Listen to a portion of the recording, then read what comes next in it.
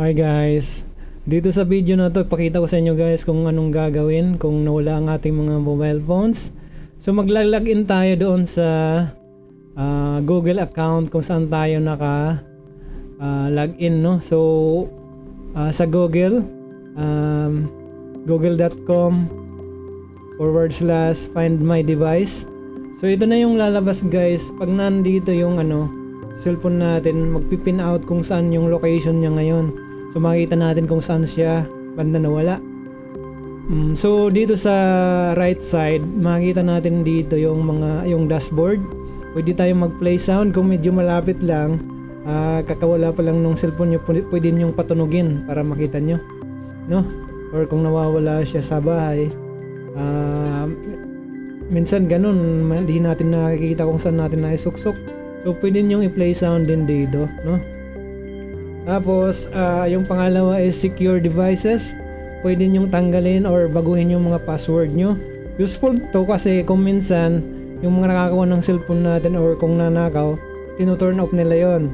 So para hindi na nila ma-access yon, baguhin na natin yung mga password natin, yung ating credential, no?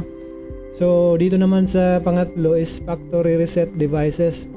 Kung ating ipo-format, mabubura lahat yung mga naka-stored na password, application, totally fresh yung cellphone kasi siya, factory reset, no?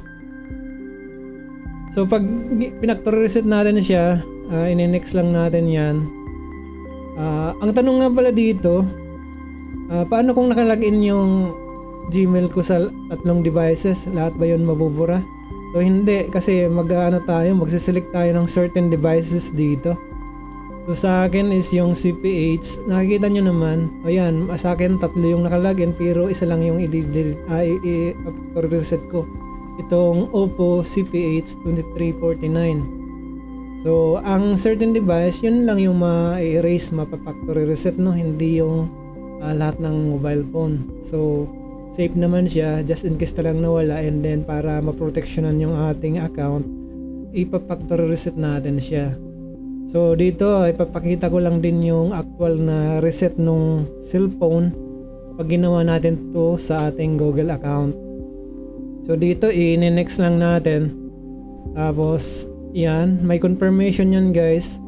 Magre-relogin tayo na tayo talaga yung may-ari nung account na yon.